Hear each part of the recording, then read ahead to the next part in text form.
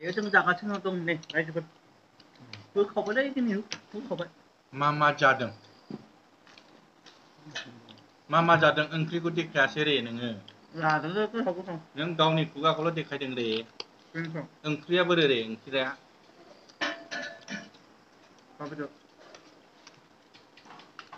बै खुरैनिखौ देखायनांगौ रे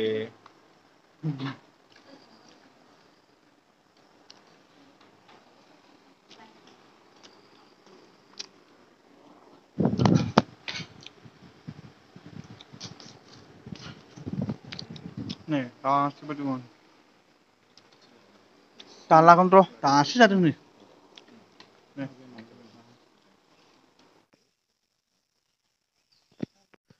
हेल' खुलुमबाय लोगोफोर दायो आङो फुंबिलि समाव जाबाय बेयाव उन्दुदोंमोन जों नै जुमदुवार दा हमस्टे नै जमदुवार हम दे बेयाव उन्दुनानै नै बेयाव मा मोनोलै मा मोनो बेयाव ब्रादार बाहाय नोङो खाम जानो हागोन ओमफ्राय लान्च डिनार ब्रेकफास्ट बिनिफ्राय उन्दुनो हागोन आरो हर थानो हागोन बेयावनो औ हमस्टे जुमदुवार हमस्टे अ रायमना नेसनेल पार्कनि हमस्टे जुमदुवार नंगौ ना औ बैहाय कन्टेक्ट खालामनो हागोन सोरबाफोर थाफैयोबा ओइलाय बेयावनो दङ नै 8011435773 बेयावनो कल खालामनो हागोन आरो बेबो सेकेन्डआबो 8638485940 बेयाव कल खालामनो हागोन आदै एल'ग्रा सार बे जुमदुवार हमस्टेनि मालिकआ नै बे सारसो बेनो सार मालिकआ आंला बै हाजोथिंसो खारनायमोन बेयावसो औ बेयावसो दे जेबो नङा आंलाय मैयालाय बै हाजो गेजेरावसो खारनायमोन अफिसखौ जि गोथाव जाहोयो लकेल दाउ न'नि अह' न'आवनो फिसिखानाय दं औ दाउला खासि दङ आरो अमालाय दाउजो दं दाउला दं अमा दं अमाया बै दखानाव बायनानै लाबोयो अमा फिसिया अमा फिसियो नों मासे सिथारनो हायाना माथो बुथारनो हाया दखाननिफ्राय लाबोयो रे नंगौ आरो संकस दैमानि लकेल फ्रेस नाबो मोनजायो मा नाम बेहा सुमबिल बे गामिनि नामा आरो बेनि मुङा सारनिया रनजित नार्जारि वाव बे स्कुल टिचारसो दै सारा नंगौ राइट दायो जोङो बेनिफ्राय थांसिगोन माने जों बेयाव थानायमोन जों बैयाव थानायमोन आरो न'फ्राव कमप्लिट जायाखै आरो माब्ला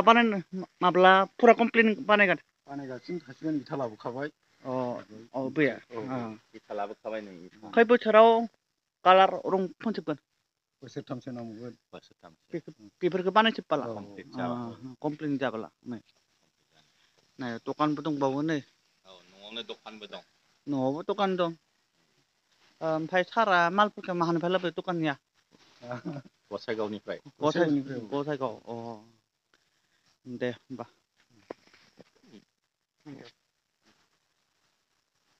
नंगौ दां दे टाटा बाय बाय नों थांदो उदालगुरियाव गारनो खारसिगोन गारनो खारना मोननाय बे बेदरखौ जासोआबा आं गारना खारगोन होनना बुंदों बे आंखौ नों बेदरखौ जाजोब्बाय गारोबा गिनानै बेदरखौ गारोबा आंबो नोंखौ गारनानै खारगोन रे रायजो राजाफोर खोनाबायना मा बुंखादोंना बाबुआ मा उन्दुनाय बेयावनोमोन बैयाव उन्दुनाय नों नङामोन सिखाराखै मा क्लासाव फरायदों बाबुआ ओमफ्राय मादारालाय बेनो फादारा बेयाव माथो समायनालै ओमफ्राय मादार फादारालाय माथो समायना सेलफि लानोनो नोंजों एल'ग्रास सारनो मादारा फादारा नै बेलाय मादारखौबो मा मावो देखायदो नोंथाङा ब्रादारा बिदिनो एसे एनै खामानि फिसा फिसौ नंगौ बेसेबां मोनो सानसेयाव बिदिनो 700-800 बारे बिजनेस माथो नों हायदो बाहाय हायदो होमबासो माथो बावलै आंनियाबोथ' दंखायो गोबां मोनगोन बाहाय आंहाथ' हायोबासो गारां मावनायनिबो न' मिस्ट्रिबो खानाय सिननायनिबो फेसबुकनि फैसा इउटुबनि फैसा आयो हाया रे नोंजों होमबा मानो बाव नोंसो एकदम मालदार रे गोबां दङ रे नोंनाव आरो साहा बागानबो दं औ साहा बागान रबट बागान दं औ होमबा दाउ मानो बयलार एलाय आरो बेबो अमा बयलार अमा फार्मबो दंना अमा फार्मबो ओमफ्राय रबट बागानबो होमबालाय नो मानो बाव बे बाबुनि बिमाखौ मानो देखायासै नोंलाय देखायद' माबायदि समायना नंगौना नङा देखायनाय देखायबायब्रा देखायबाय नै देखायबाय एसे खाथियाव थांदो रे देखायबाय नै दे जेर'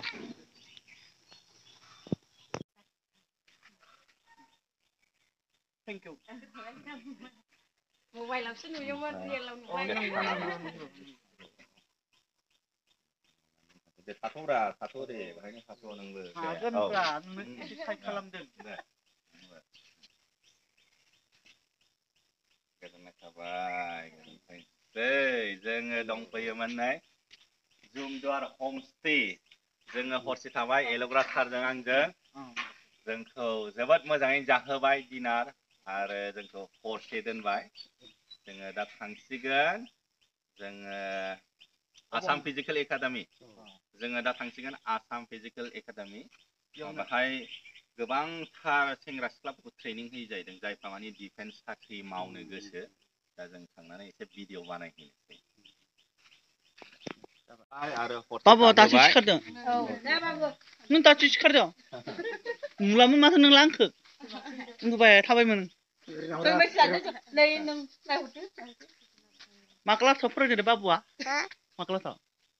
क्लास 1 अ क्लास 1 दे होमबा इंलिश रायलायनाय बेजों रायलाय इंलिश रायलाय नों सोंनाय व्हाट इज योर नेम नों मायाव फरायदों होननानै मायाव बुङो इंलिसाव मा बुङो नों मायाव फरायदों होननानै इंलिसाव मा बुङो इंलिश क्लास नुयो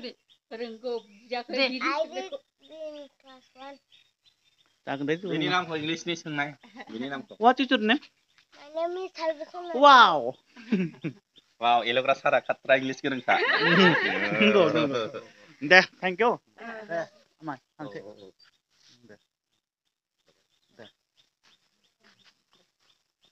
दे बाबु खेबसेबाव माथो आबौआलाय मा खालामनो हादोंलै जों फैनांगौ खाथियाव दे बाबु मा दाखो दख'ना माने दख'ना बिलाइ मासे बरिया दामि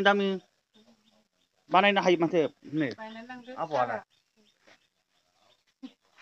मा फानहैयो न'आवनो फानो माहा न'आवनो अ न'आवनो दे